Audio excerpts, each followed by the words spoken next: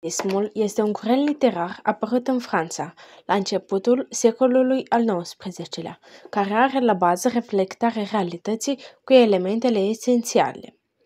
Principalele trăsături ale realismului fiind verosimilitatea, tehnica detaliului semnificativ, anticiparea la acțiunii, culoarea locală, personaje tipologice și tematica socială. Ioan Slavici se numără printre clasicii literaturii române, alături de Ion Creangă, Mihai Eminescu și Ion Luca Caragiale.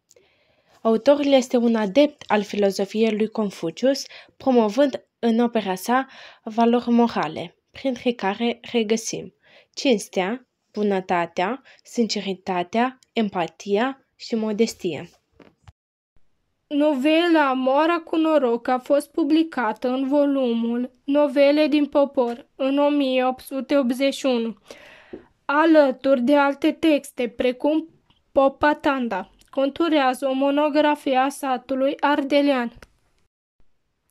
Opera se încadrează în realism prin verosimilitatea celor prezente, reflectând o realitate a vremii, prin stilul sobru, concis, asemănător cu stilul lui Liviu Rebreanu, evidențiind mediul nociv.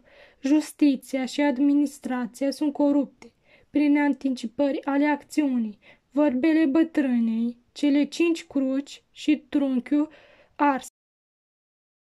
Titlul este un element paratextual, concentrează anticipativ ideea centrală a textului.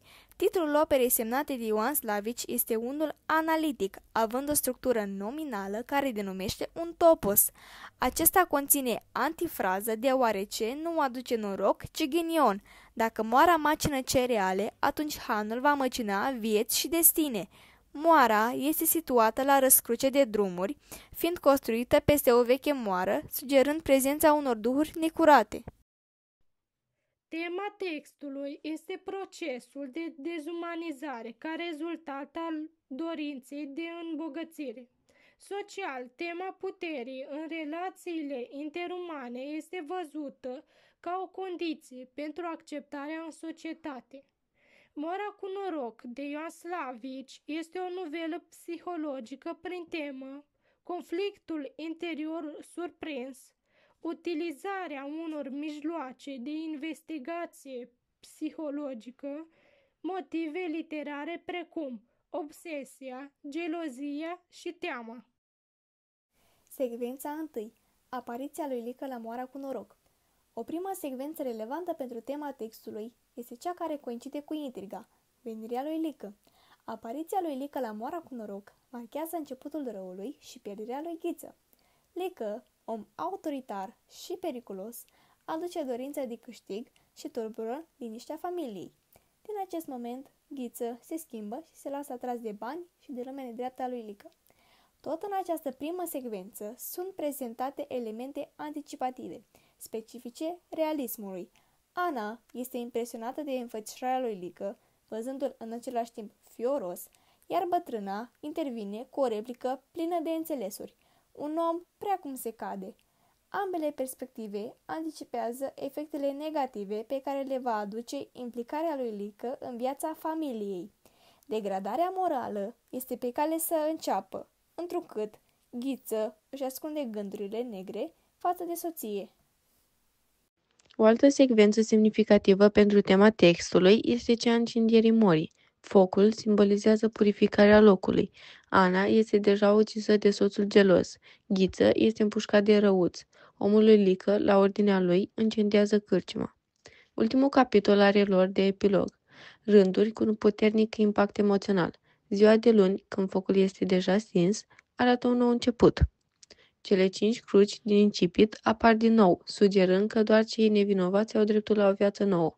Același mesaj este transmis de replica finală a bătrânei, așa le-a fost dată. Textul este organizat în 17 capitole, primul având rol de prolog, iar ultimul rol de epilog. Celelalte 15 capitole prezintă o compoziție de tip clasic cu acțiune gradată. Timpul și spațiul. Acestea sunt reale și bine determinate. așa cum se întâmplă de regulă în proza realistă.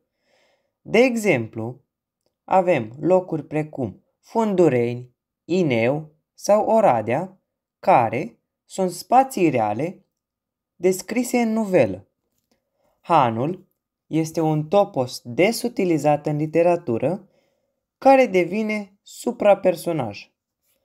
Reperele temporale au semnificație religioasă, acțiunea desfășurându-se pe parcursul unui an, de la Sfântul Gheorghe până la Paște. Perspectiva narrativă. Naratorul este obiectiv și omniscient, specific prozei realiste. La nivelul naratologic, vocea bătrânei este o voce din off, un after ego al autorului. Ea intervine pe parcursul operei destul de rar și de fiecare dată enunță o sentință sau o lecție de viață. Personajele. Personajele în novela Moara cu noroc sunt tipologice. De exemplu, tipul hangiului, tipul jandarmului, bătrâna înțeleaptă sau tipul infractorului. Astfel, Slavici, fiind un moralist, face ca toate persoanele care încalcă codul moral să fie pedepsite. De exemplu, foștii tovarăși al lui Lică au fost închiși pe viață pentru faptele lor. Văduva, care a iubit bogăția, a fost găsită moartă la marginea drumului. Ana, care își înșală soțul, este găsită ucisă chiar de acesta. Ghiță, din cauza patimei pentru bani și a faptului că își omoară nevasta, este ucis de oamenii lui Lică, care, totodată, îi incendiază și moara. Iar Lică se sinucide într-un stejar. În concluzie, Moara cu noroc de Ioan Slavici este o novelă psihologică deoarece are toate trăsăturile speciei literare. Analizează conflictul interior și urmărește procesul înstrăinării acesteia de familie și degradarea morală a acestuia produsă de ispita îmbogățirii.